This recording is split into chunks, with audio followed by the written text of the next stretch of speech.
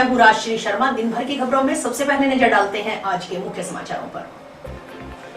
किसान बोले कोड़ियों के दाम नहीं बेचेंगे अपनी उपजाऊ जमीन। रिको के लिए अवाप्त की जाने वाली जमीन का उचित मुआवजा देने की मांग। स्थानांतरण पर डीआईजी डॉक्टर राठौड़ को दी भावभीनी विदाई। जिला पुलिस अधीक्षक कार्यालय में आयोजित हुआ विदाई समारोह। बेटी को घोड़ी पर बैठाकर निकाली बिंदोरी। बेटा बेटी में भेद मिटाने का दिया संदेश। पूर्व मंत्री डॉक्टर राम प्रताप सहित कई गणमान्य नागरिकों ने की शिरकत। 68 परिवेदनाएं आई। 26 का मौके पर किया निस्तारण। जिला कलेक्टर रुक्मिणी रियार सिहाग ने की जिला स्तरीय जन सुनवाई। और अब समाचार विस्तार से। मुख्यमंत्री अशोक गहलोत द्वारा स्पिनिंग मिल की घोषणा करते ही हनुमानगढ़ में खुशी की लहर दौड़ गई। आपको बता दें कि 2015 में वसुंधरा काल में जो स्पिनिंग मिल बंद हुई थी उसे अब मुख्यमंत्री अशोक गहलोत ने शुरू करने की घोषणा कर दी है। इस घोषणा के बाद हनुमानगढ़ वासियों ने एक दूसरे को मिठाई खिलाकर खुशी मनाई। उनका कहना है कि मुख्यमंत्री ने जो वादा किया था उसे पूरा कर दिया। श्री गंगानगर हनुमानगढ़ जिलों के कपास उगाने वाले किसानों को अपनी फसल का उचित मूल्य मिल सके, इस दृष्टि से स्पिनिंग मिल हनुमानगढ़ पुनः प्रारंभ करने की घोषणा करता हूँ।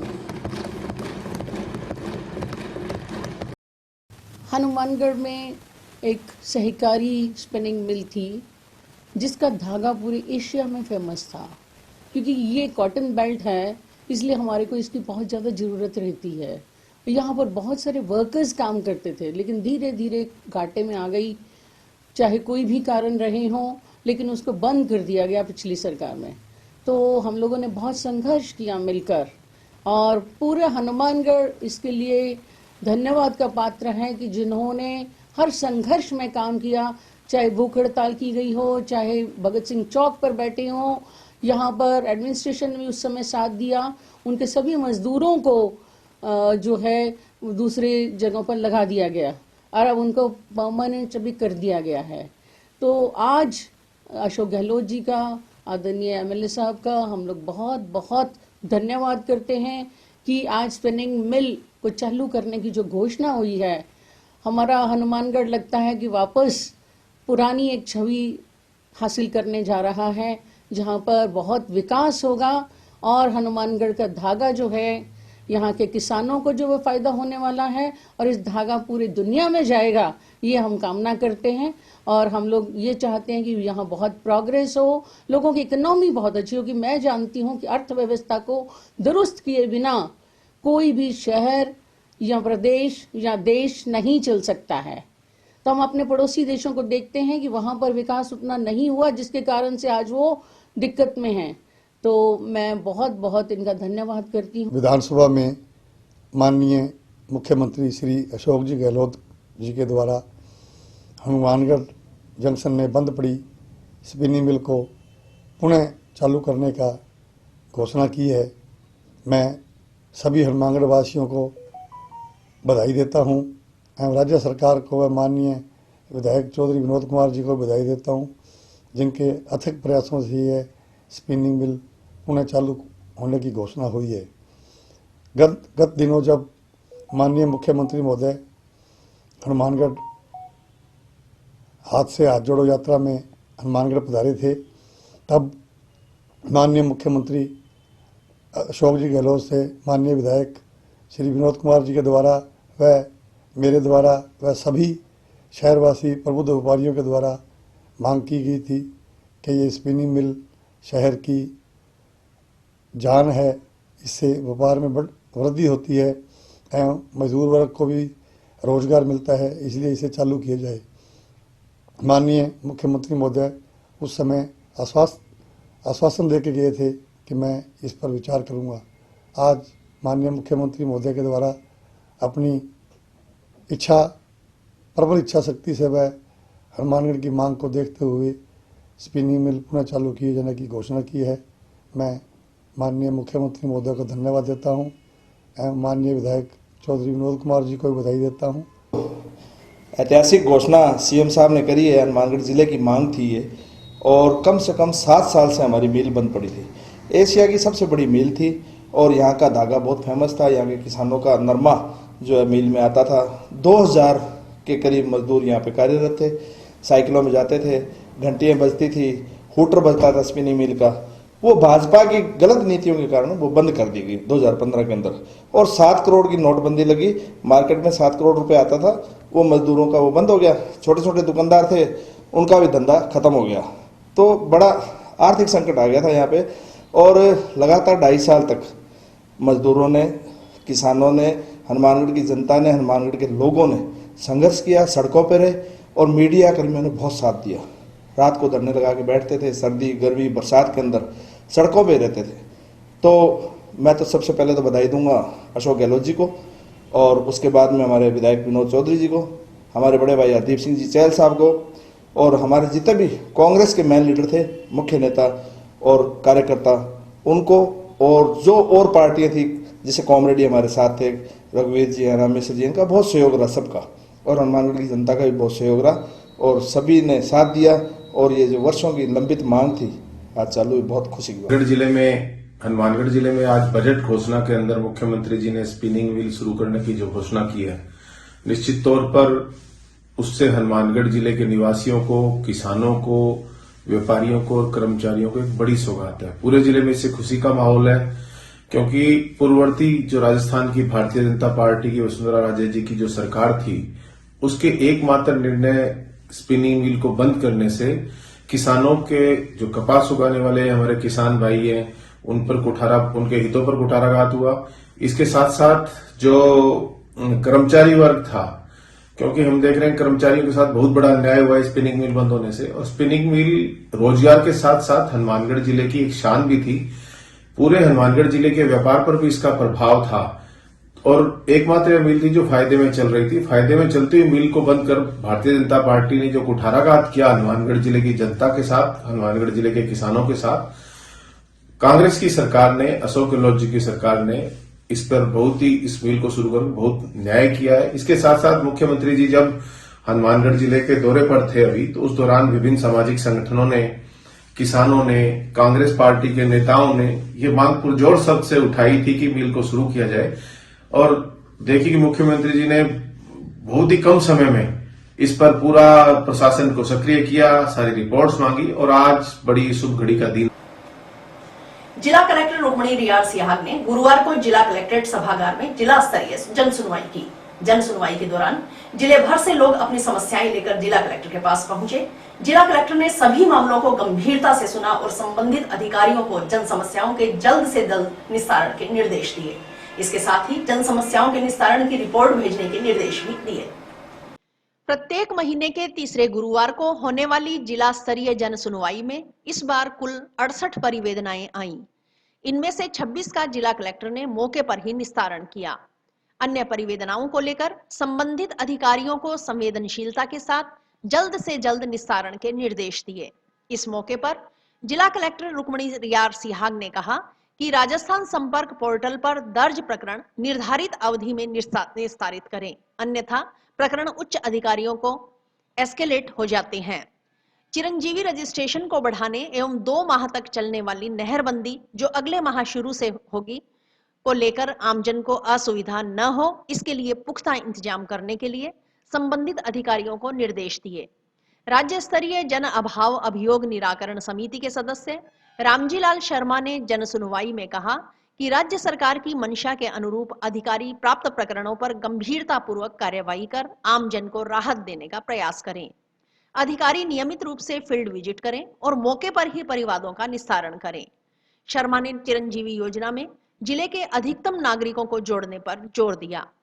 जिला स्तरीय जन सुनवाई के दौरान जिला कलेक्टर के अलावा नगर परिषद सभापति Ganesh Raj Bansal, ADM Pratibha Devthiya, additional SP Neelam Chaudhary, CEO जिला परिषद अशोक आसीजा, सीडीओ रामेश्वर लाल गोदारा, डीओ माध्यमिक Hansraj Jajewal, CMHO doctor OP Chahar समेत सभी विभागों के जिला स्तरीय अधिकारी मौजूद रहे। जिले के सभी उपखंडों से एसडीएम और अन्य अधिकारी वीसी के माध्यम से जुड़े रहे। हनुमानगढ़ कलेक्टर ऑफिस में जन सुनवाई की गई। कलेक्टर महोदय के अध्यक्षता में सभी अधिकारी जन पधारे और मुख्य आकर्षण का केंद्र आज चिरंजीवी योजना जो आदरणीय मुख्यमंत्री जी द्वारा ये चालू की गई है और गरीब लोगों के लिए, आम जनता के लिए की गई है। और अभी तो मुख्यमंत्री जी ने बहुत गजब कर दिया कि बीमा राशि 5 लाख से बढ़ाकर 10 लाख कर दी और इलाज का खर्चा जो 10 लाख था उसको 25 लाख कर दिया। मैं रामजी लाल शर्मा राज्य स्तरीय जन अभियोग निराकरण समिति का मेंबर हूँ। आदरणीय पुखराज जी पारासर साहब मेरे चेयरमैन हैं और मैं जन सुनवाई में शामिल हुआ और मुझे बहुत अच्छा लगा। कलेक्टर साहब ने अपनी तबीयत खराब होते हुए भी सर्दी जुकाम से जुड़े रहे, लेकिन फिर भी आम जन की सुनवाई की और मौके पर जितने भी प्रकरण आए उसका मौके पर निस्तारण करने का प्रयास किया गया। ग्राम पंचायत कोहला के चकचौदा SSW में प्रस्तावित औद्योगिक क्षेत्र के लिए अवाप्त की जाने वाली जमीन को किसानों ने कौड़ियों के दाम नहीं बेचने की बात कही है। चक के किसानों ने बुधवार शाम को मौके पर पहुंचे रिको श्रीगंगानगर के अधिकारियों को दो टूक कहा कि या तो उन्हें भारतमाला प्रोजेक्ट के तहत अवाप्त की गई जमीनों के दिए गए मुआवजे के हिसाब से मुआवजा राशि मिले, अन्यथा वे अपनी जमीन नहीं बेचेंगे। गुरुवार को भी किसानों ने मौके पर एकत्रित होकर यह बात दोहराई। किसान एकता जिंदाबाद, किसान एकता जिंदाबाद, इनकलाब जिंदाबाद। इस मौके पर पूर्व पार्षद कविंद्र सिंह ने बताया कि चकचौदा SSW में रीको के लिए जगह अवाप्त करने की योजना है, लेकिन कम मुआवजा देने की बात को लेकर यह मामला कोर्ट में चल रहा है। उन्होंने बताया कि रीको श्रीगंगानगर के अधिकारी बुधवार शाम को यहां आए थे, तब भी क्षेत्र के किसान यहां एकत्रित हुए थे। तब अधिकारियों से हुई वार्ता में किसानों ने कहा कि वे 10 दिन में आपस में विचार विमर्श करेंगे, इसके बाद अपना निर्णय सुनाएंगे। कविंद्र सिंह ने बताया कि किसानों को 1 बीघा जमीन की मात्र 2,60,000 रुपए की मुआवजा राशि दी जा रही है, जबकि इसी जमीन से भारतमाला सड़क निकली है। भारतमाला प्रोजेक्ट के तहत अवाप्त भूमि का किसानों को प्रति बीघा 27 लाख रुपए मुआवजा मिला है। उन्होंने कहा कि रीको के अधिकारी यहां जबरन जमीनों का सर्वे कर 4 दीवारी करना चाहते हैं। अगर ऐसा होता है तो इससे करीब 400 किसान प्रभावित होंगे, लेकिन ऐसा नहीं होने देंगे, क्योंकि जमीन में गेहूं व सरसों की फसल खड़ी है, पक्के खाले बने हुए हैं, नहर निकलती है, सिंचित जमीन है। इसे विडंबना ही कहा जाएगा कि 1 ही बीघे में आधे बीघे का मुआवजा 27 लाख रुपए प्रति बीघा के हिसाब से भारतमाला प्रोजेक्ट के तहत मिला है, जबकि उसी जमीन के आधे बीघे का मुआवजा 2.5 लाख रुपए देने की बात रीको के अधिकारी कह रहे हैं। यह कहां का न्याय है? या तो रीको किसानों को भारतमाला प्रोजेक्ट की तरह उचित मुआवजा दे, अन्यथा वे अपनी जमीनों को कौड़ियों के भाव नहीं बेचेंगे। कल शाम को भी हम लोग इकट्ठे हुए थे यहाँ। कल शाम को भी रिको के गंगानगर से कोई अधिकारी पधारे, बड़े अधिकारी, तो उनसे हमारी कल वार्ता हुई कि 10 दिन के अंदर हम आपस में सहमति बना के फिर आपको हम हमारा निर्णय सुनाएंगे। दरअसल ये कहानी बहुत पुरानी है। इसके अंदर हमें 2,60,000 रुपया मुआवजा दिया जा रहा है 1 बीघा जमीन का मात्र, जबकि इसी के अंदर से जो भारतमाला निकली है उस भारतमाला के प्रोजेक्ट के अंदर किसानों को 27 लाख रुपया प्रति बीघा जमीन दी गई है। भारतमाला आपको पीछे दिख रही होगी जो नई अभी प्रोजेक्ट बन रहा है। तो ये कहाँ का न्याय है? और ये जबरन यहाँ जमीनों का सर्वे करके और इसकी 4 दीवारी करना चाहते हैं, जो हम नहीं होने देंगे किसी भी हालत में। किसान अपनी बूंद बूंद की एक एक पैसा जोड़ के अपनी कमाई करता है। अभी यहाँ नहर निकली है FTG, और FTG नहर के बाद में पक्के खाड़े बन गए। ये फसल आपको दिख ही रही है। अब तो यहाँ कोई 2 दाने होने लगे, देसी भाषा में जैसे हम कहते हैं। अभी तो ये है, जमीनों के हमने कोई मुआवजा नहीं लिया, 1 पैसा नहीं लिया, फिर भी जबरन हमारे ऊपर प्रेशर बनाया जा रहा है, जो कि हम किसी भी हालत में सहन नहीं करेंगे। देखो जी, ये किसान की जो जमीन है किसान की माँ है, और हमारी माँ को भी हमारे से छीना जा रहा है कि 2012 के करीब आज 10-12 साल से लगातार किसान ने ये अपना खून और पसीना सींचकर यहाँ हमारी 3-3 पीढ़ियाँ यहाँ रेता खाती रही हैं। बड़े बड़े टीबे थे, आज हमने समतल की है, हमने उपजाऊ जमीन की है। और अब ये औने पौने भाव में, अभी जैसे बताया कि ये भारतमाला में 27 लाख और हमें 2.5 लाख रुपया मिल रहा है सेम जमीन में। 1 बीघे में, 1 बीघे में आधा बीघा आगे सड़क में उसके आपके 27 मिल रहे हैं, और आधा बीघा जो रिको में है उसके 2.5 लाख रुपए। तो हम पुरजोर इसका विरोध करते हैं, और कतई हम तमाम यहाँ इलाके के यहाँ जो प्रभावित रिको प्रभावित किसान है सारे के सारे लड़ेंगे, और हम हमारे हक को लेकर हैं। जमीन की जो बात चल रही थी अभी रिको के अंदर, उसका हमारे स्थानीय जिला कलेक्टर साहब उन्होंने इस बात के लिए सरकार से मार्गदर्शन भी मांगा भी इस जमीन का जो न्याय संगत भाव है वो 27 लाख से है। वैसे तो जमीन का भाव करोड़ रुपए बिका है, लेकिन 27 लाख रुपए इनकी मांग जायज है। उन्होंने माननीय उपखंड अधिकारी एसडीएम साहब भूमि अधिकारी ने भी इस बात का उनको लिखा, उन्होंने सरकार को लिखा। जबकि एक तरफ हमारे जिला कलेक्टर महोदय इस बात को मान रहे हैं कि इस जमीन का मुआवजा न्याय संगत नहीं है, इतना होना चाहिए। तो सरकार को संवेदनशील मनाते हुए किसानों के साथ न्याय करना चाहिए, उनको उचित मुआवजा देना चाहिए, जबकि यहाँ कोड़ियों के दाम से जमीन लेना चाहते हैं। उप महानिरीक्षक पद पर पदोन्नत हुए जिला पुलिस अधीक्षक डॉक्टर अजय सिंह राठौड़ अपने स्थानांतरण आदेश के बाद गुरुवार को हनुमानगढ़ से रिलीव हो गए। उन्हें पुलिस अधिकारियों एवं कर्मचारियों की ओर से एसपी कार्यालय में भावभीनी विदाई दी गई। इससे पहले जिला पुलिस अधीक्षक कार्यालय प्रांगण में आयोजित सादे समारोह में पुलिस अधिकारियों व कर्मचारियों की ओर से डॉक्टर अजय सिंह राठौड़ को तोहफे भेंट कर उनका सम्मान किया गया। इस दौरान एसपी के निजी सहायक विजेंद्र सिंह को भी समारोह पूर्वक विदाई दी गई। कार्यक्रम में ASP Neelam Chaudhary, DSP Pushpendra Singh, DSP Ramesh Chandra Machra, CI Dinesh Saran, CI Indrachand Meena, SI Anil Chinda सहित अन्य अधिकारी कर्मचारी व एसपी कार्यालय का स्टाफ मौजूद रहा। पुलिस अधिकारियों ने करीब 1 साल 20 दिन के कार्यकाल में डॉक्टर अजय सिंह राठौड़ के साथ बिताए गए पलों को याद करते हुए कहा कि उनकी कार्यशैली और व्यवहार बहुत अच्छा है। मीडिया से बात करते हुए जिला पुलिस अधीक्षक डॉक्टर अजय सिंह राठौड़ ने कहा कि विभाग के सभी अधिकारियों व कर्मचारियों में टीम भावना के साथ बहुत अच्छा कार्य किया है। विशेषकर नशे के खिलाफ बेहतर कार्य करने का प्रयास किया गया है। इसकी आम जनता ने भी सराहना की है।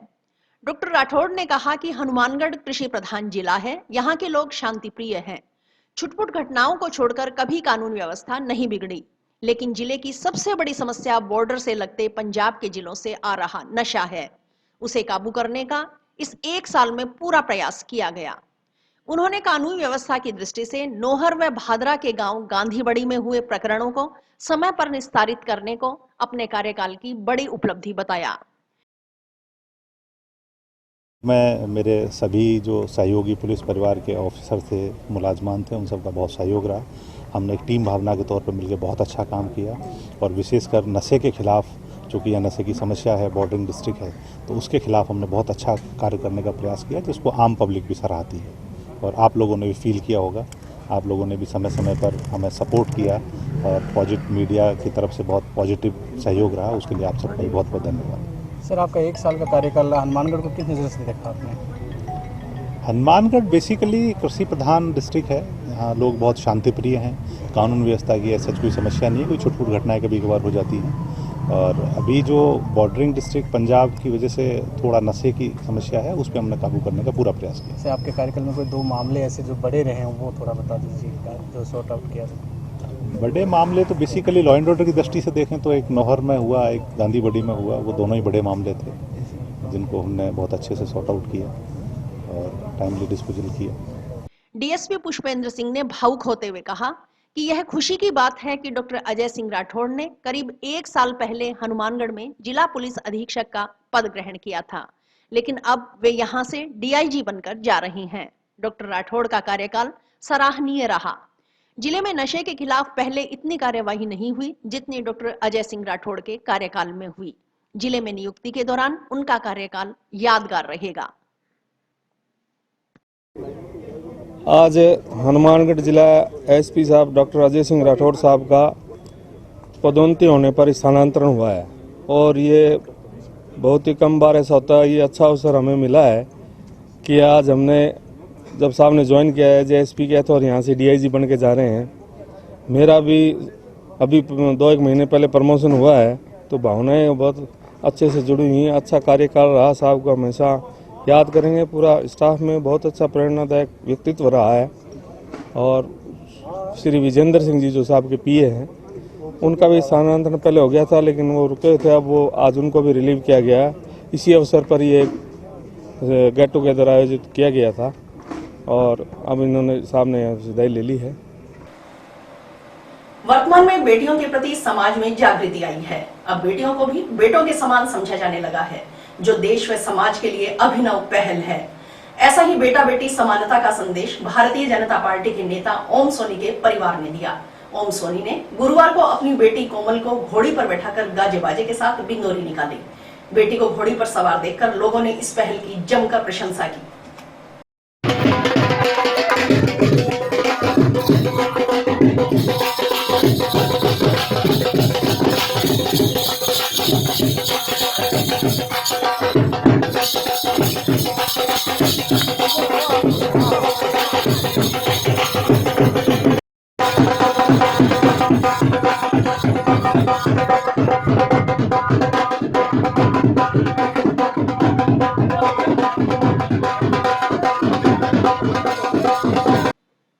खुशी के इस मौके पर पूर्व मंत्री डॉक्टर राम प्रताप सहू, भाजपा जिलाध्यक्ष बलबीर बिश्नोई, पार्षद हिमांशु महर्षि, पूर्व पालिकाध्यक्ष नथुराम सोनी, नगर परिषद के पूर्व सभापति राजकुमार हिसारिया सहित गणमान्य नागरिकों ने शामिल होकर सोनी परिवार को इस पहल की सराहना की। बिंदोरी में कोमल की सहेलियों, भाई बहनों, परिवारजनों सहित रिश्तेदारों ने नाचकर खुशियां मनाई। परिवारजनों ने बताया कि बिटिया की बिंदोरी निकालने का एकमात्र उद्देश्य समाज में बेटा बेटी के भेद को मिटाकर समानता का संदेश देना है। कोमल के पिता ओम सोनी ने कहा कि जब समाज में संदेश दिया जाता है कि लड़का लड़की एक समान है, तो फिर लड़का ही घोड़ी पर क्यों बैठता है, लड़की घोड़ी पर क्यों नहीं बैठ सकती। इसी उद्देश्य के साथ उन्होंने बेटी को बिना किसी भेदभाव के हमेशा लड़कों के समान माना है। बेटा बेटी समान है। बदलते जमाने के साथ साथ हर माता पिता को अपनी सोच में बदलाव कर उनके अधिकार स्वरूप उनको भी उतना ही सम्मान देना चाहिए। उन्होंने कहा कि इस प्रकार के कार्यक्रमों से समाज में जागृति आती है और बेटा बेटी समानता के वातावरण का निर्माण होता है। हमारी बेटी का बंदोरा है और हमने डॉक्टर राम प्रताप जी का ये सोच थी कि बेटा और बेटी में कोई फर्क नहीं करना है और दोनों को एक समान ही सब फंक्शन करने हैं सभी। तो उन्हीं की सोच और उन्हीं के मार्गदर्शन में आज हमने बेटी को घोड़े में बैठाया है। हमारे जो समधी साहब हैं एलनाबाद से श्री राम स्वरूप जी खडोल साहब, उनका संगम ज्वेलर्स के नाम से बहुत बढ़िया ज्वेलर्स है। उन्होंने भी बहुत अच्छी प्रेरणा देते हुए समाज में संदेश दिया। बेटी को बिना दाज दे सिर्फ 1 रुपये और नारियल में उन्होंने स्वीकार किया है। इसके लिए मैं उनका दिल से आभारी हूँ। तो हमारे परिवार में कभी ऐसा नहीं हुआ कि कोई घोड़ी पे बैठा हो।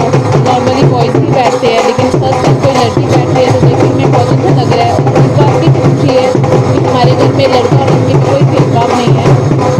पूर्व मंत्री डॉक्टर राम प्रताप ने कहा कि घोड़ी चढ़ने का कार्यक्रम दूल्हे के लिए होता है, लेकिन समाज में एक अच्छा संदेश जाए, इसके लिए बेटी को भी घोड़ी पर बैठाकर बिंदोरी निकालने की पहल सराहनीय है। इससे यह संदेश जाता है कि बेटा बेटी बराबर है, उनमें भेदभाव नहीं करना चाहिए। गौरतलब है कि कोमल के ससुराल पक्ष ने शादी में दहेज को नकारते हुए शगुन के तौर पर मात्र 1 रुपया और नारियल स्वीकार किया है। ये घोड़ी चढ़ी का जो कार्यक्रम होता है ये दूल्हे के लिए होता है। समाज में एक अच्छा मैसेज है, इसके लिए लड़की को भी घोड़ी चढ़ी का हिसाब रखा है। ये बहुत ही अच्छी बात है। स्थायी स्टैंड बनाने व परमिट जारी करने की मांग को लेकर ई रिक्शा चालकों ने गुरुवार को जिला परिवहन अधिकारी को ज्ञापन सौंपा। ज्ञापन सौंपने के लिए ई रिक्शा चालक अपने अपने ई रिक्शा लेकर डीटीओ कार्यालय पहुंचे और पार्षद राजेंद्र चौधरी के नेतृत्व में डीटीओ के मांगों के संबंध में ज्ञापन सौंपा।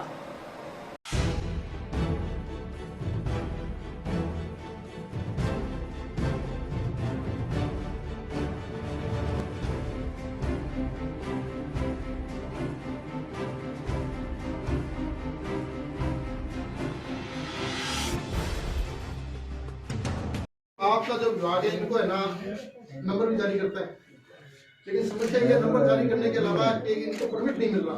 जैसे 3 व्हीलर को परमिट मिलता है का, जब तक परमिट नहीं मिलेगा जब तक एक या सवारी इनको कोई उठाने नहीं देगा। अब जो 3 व्हीलर वाले परमिट वाले हैं वो इनको क्या सवारी खोज लेते हैं, इनको चलने नहीं दे रहे, ना तो इनके पास कोई स्टैंड है। अब एक ही रिक्शा कम से कम 1.5 से 2 लाख रुपए के बीच में आता है, तो इनकी तो किसी हिम्मत है नहीं। कोई बैंक से फाइनेंस है, कोई प्राइवेट फाइनेंस है, सब फाइनेंस पे है। अभी बेचारे नहीं चलाएंगे तो इनका घर कैसे चलेगा बताओ। अब मार्गदर्शन करने के लिए इनमें राज्य सरकार ने लिखो साहब ये रिक्शा क्या को भी इनकम होगी, उच्च अधिकारी को लिख देंगे, मार्गदर्शन मिलेगा। आप भी लिखो, मैं भी कल है ना एक मुख्यमंत्री के नाम। आज हम सभी जो है ई रिक्शा जो चालक हैं ये सभी इनके साथ में परिवहन अधिकारी से मिले हैं। ई रिक्शा चालकों को सरकार जो है रजिस्ट्रेशन कर रही है, पैसे लेकर रजिस्ट्रेशन तो कर रही है लेकिन परमिट नहीं दे रही। अगर इनको 3 व्हीलर की तरह अगर परमिट नहीं दिया गया तो जो 3 व्हीलर वाले हैं वो इनको चलने नहीं दे रहे। वो कहते हैं जो तुम्हारे पास परमिट ही नहीं है तो हम कैसे चलने दें। तो आज हम जो परिवहन अधिकारी से मिले कि भी इनको जो है परमिट दिया जाए शहर का। इसके अलावा क्योंकि जब ये लिखते हैं भी 4+1 सवारी पास है, जब सवारी पास कर रहे हैं तो सवारी उठाने का परमिट भी तो दो, सवारी कहाँ से उठाएंगे। तो इन ई रिक्शा वालों से जो है टेम्पो वाले रोज़ लड़ते हैं, रोज़ इनकी सवारियाँ उतार लेते हैं। इसी संबंध में आज परिवहन अधिकारी से मिले हैं कि कम से कम इनको जो है परमिट शहर का दिया जाए, जिससे कि इनका आपस में वाद विवाद ना हो। एक इनका स्टैंड बना दिया जाए, जैसे 3 व्हीलर के स्टैंड है, वहाँ से अपनी सवारी उठा लें। मैं तो ज़्यादा कुछ नहीं कहना चाहूँगा। मैं यही सरकार से यही अपील है कि हाँ भाई हमें जल्द से जल्द एक स्टैंड दिया जाए, जिससे हम अपना घर और रोज़गार अपना परिवार चला सकें। और इसमें कोई बड़ी मुद्दा नहीं है कि हाँ भाई जैसे वो कमा रहे हैं वैसे हमें भी कमाने का मौका दिया जाए। धन्यवाद। बाज़ार के अंदर सबसे बड़ी समस्या यही है कि हाँ भी क्या नाम है, कहीं भी खड़े हो जो, एक तो पुलिस प्रशासन से परेशान, दूसरा क्या नाम है 3 व्हीलर जो ऑटो डीजल वाले बताए जा रहे हैं क्या उनसे परेशान। अगर हम सवारी बिठाते हैं तो वो उल्टा ब्लेम हम ही देते हैं कि हाँ भी तुम सवारी का नाम है गलत बिठाते हो या कम पैसे में बिठाते हो। हमारा ऐसा कोई मुद्दा नहीं। हाथ से हाथ जोड़ो अभियान की पदयात्रा गुरुवार को वार्ड 38, 39, 40 व 41 में पहुंची। पदयात्रा में शामिल प्रदेश कांग्रेस कमेटी सदस्य भूपेंद्र चौधरी, ब्लॉक कांग्रेस कमेटी शहर अध्यक्ष जिनेंद्र जैन व पूर्व अध्यक्ष गुरमीत सिंह के नेतृत्व में पार्टी पदाधिकारियों व कार्यकर्ताओं ने चारों वार्डों में घर घर जाकर राजस्थान की कांग्रेस सरकार की ओर से जनहित में करवाए गए कार्यों की जानकारी दी। वार्ड वासियों से कांग्रेस पार्टी से जुड़े रहकर संगठन को मजबूत करने का आह्वान किया। चुनाव वो भाई अब कई बार कहते भाई साहब चुनाव आ गया, अरे भाई को भाई चुनाव थारे खतर आ गया, जगह वोट डालना है, जगह चुनाव लड़ना है, जगह लड़े भी तो वो ही चुनाव है। जगह दिन चुनाव वोट पड़ जाए बढ़ जाए शपथ ले लिया नहीं भी तो अगले चुनाव की तैयारी चालू होगी। तो अब वो मोर्चे को टाइम है, मोर्चो संभाल के रखा सारा तेजी घरे मोर्चो सुनो छोड़ दियो तो दूसरा जो जीत जाएगा। तो आप कांग्रेस का सारा कार्यकर्ता डट के रहना मोर्चे पर और तैयार सोची भी आप कई बार मीटिंग करा, कई बार सारे व्यस्त है कोनी आज के कोई घटी गेट है गरीब की सूचना को नहीं मिली कोनी आज के पर भी वो घबराने वाली बात बोली मीटिंग करनी 10 आदमी भी खड़ी है, कोई ज्यादा संख्या में कुछ बल भुनी बल है मोटिवेशन में 4 आदमी अगर कमिटेड है और वो डिटर्मिनेशन है कमिटमेंट है तो 4 आदमी खड़ी है सारे वार्ड में इकट्ठे करते। कौन कहता है कि आसमान में सुराख नहीं हो सकता, एक पत्थर तो तबीयत से उछालो यारो। भाई है भी अब डट गया मोर्चे पर संभाल लो। कांग्रेस पार्टी जिंदाबाद, कांग्रेस पार्टी जिंदाबाद, जिंदाबाद, कांग्रेस पार्टी जिंदाबाद, कांग्रेस पार्टी जिंदाबाद, कांग्रेस पार्टी जिंदाबाद।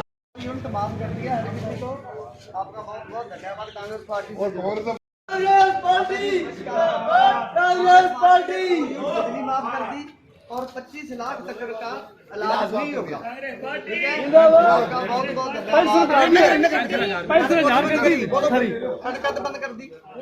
हाथ जोड़ो प्रोग्राम के तहत आज वार्ड नंबर 38, 39, 40 और 41 की आज मीटिंग रखी गई और सभी लोगों ने इकट्ठे होकर घर घर जाकर जो राजस्थान की कांग्रेस सरकार है उसके द्वारा जो जनहित कार्य करवाए गए हैं, जैसे अपने बिजली का बिल है वो 100 यूनिट तक माफ़ कर दिया है, जिसके अंदर लाखों लोगों को इसका फ़ायदा मिल रहा है।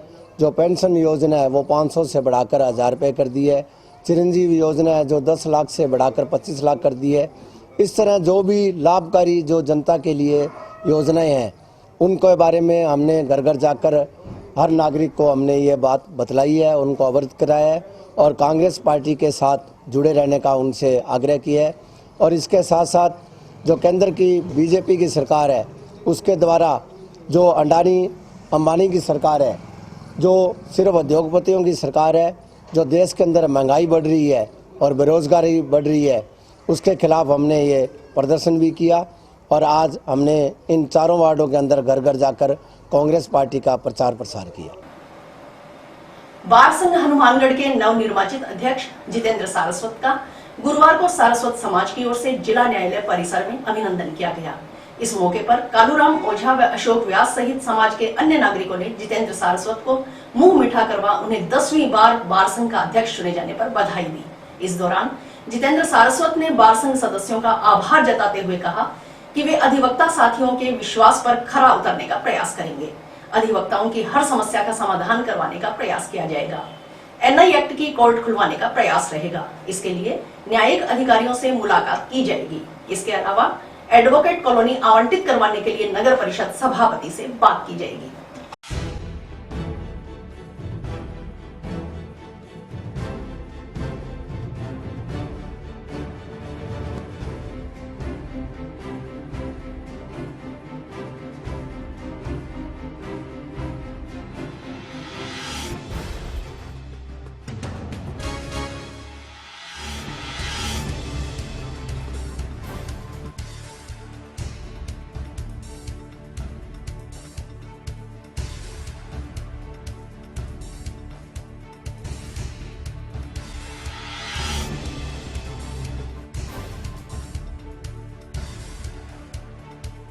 मैं हनुमानगढ़ बार के सभी सदस्यों का आभारी हूँ।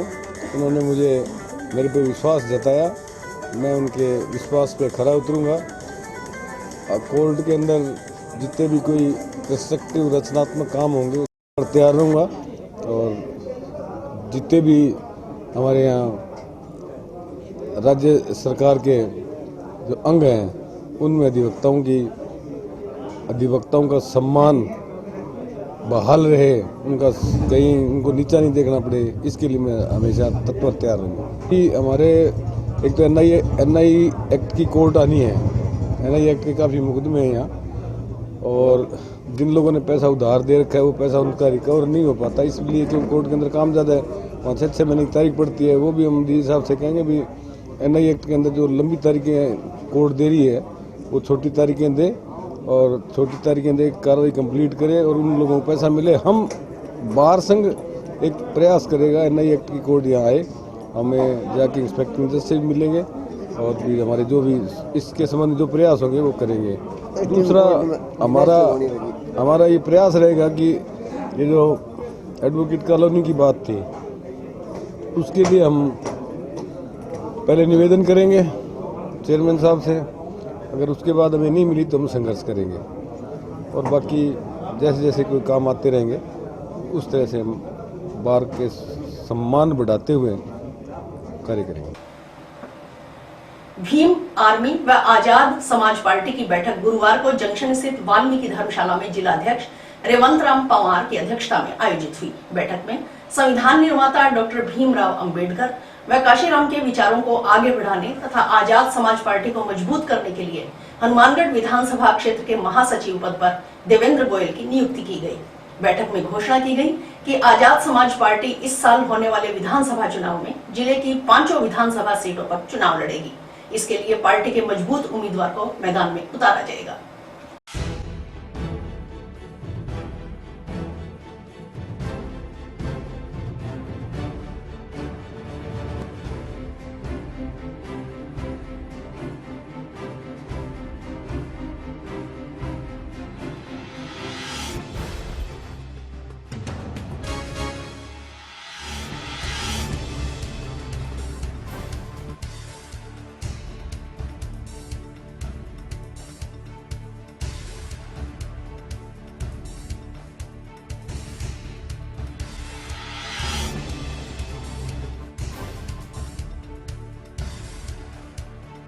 आज हनुमानगढ़ इस ज़िले में जो है हम भीम आर्मी व आजाद समाज पार्टी की बैठक हुई और इस बैठक में जो है बाबा साहब के और मान्यवर साहब काशीराम जी के विचारों को आगे बढ़ाने के लिए और आजाद समाज पार्टी को मजबूत करने के लिए जो है इधर देवेंद्र गोयल को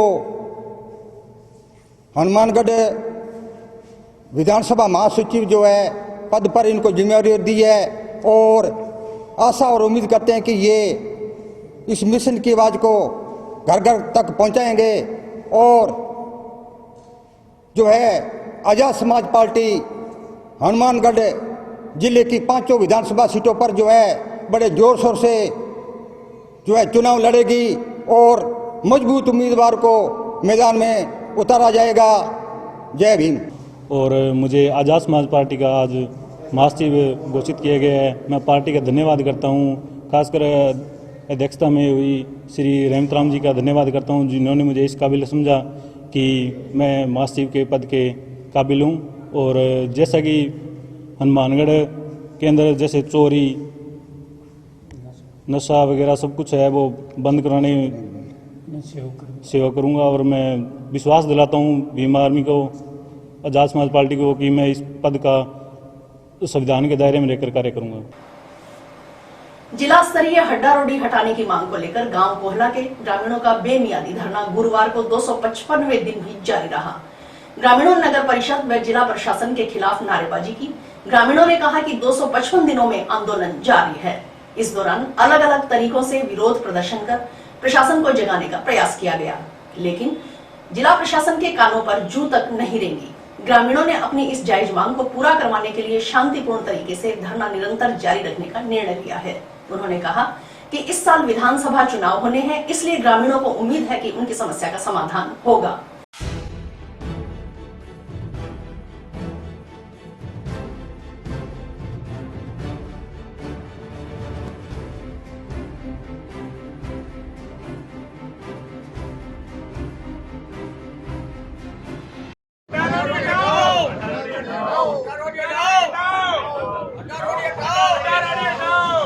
ये जो जिला प्रशासन द्वारा कोल्ला गांव में हड्डा रोडी स्थापित की गई है, इस हड्डा रोडी को आज 255 दिन हो गए हैं और काफ़ी तरह के आंदोलन भी हमारे द्वारा किए गए हैं, परंतु जिला प्रशासन ने किसी तरह की राहत देने की कोई कार्रवाई नहीं की है। इसलिए अब सभी ग्रामवासियों द्वारा विचार किया गया है कि अपनी ये जो मांग है, ये जायज़ मांग है, इतनी बड़ी आबादी क्षेत्र है, इसको बचाए रखने के लिए अपने को ये धरना तो निरंतर जारी रखना ही पड़ेगा। इसमें चाहे 1 वर्ष लगे या 2 महीने लगे, जब तक भी इसका समाधान नहीं होगा हम लोग यहाँ बैठे रहेंगे और शांतिपूर्वक धरना प्रदर्शन करते रहेंगे। और आगे चुनाव आ रहे हैं तो हमें उम्मीद भी है अभी हमारा इस समस्या का समाधान तो होगा, इसीलिए हम यहाँ पे धरना स्थल पे बैठे हैं। हड्डा रोडी है नहीं, देखिए बंश आ गई, इतना दिन तो बंश ही कोनी, और अब सब के हाड आवा दुनिया भर का, जो नीरी बांस आवे, चाहे गुरुस्वर जा रही हो तो ही बांस आवे, झमर जा रही हो तो ही बांस आवे, और बांस में चाली बगैर काम ऐका में केमिकल नाक देंगे, और मैं फलानों की कर देंगे, बाग लगा देंगे, पौधा लगा देंगे, की को लगे तो बैठे बड़ नीरा हाड हाड है, बांस है दुनिया भर का। और इसी के साथ समाचार समाप्त हुए। रोजाना देखते रहिए समाचार। नमस्कार।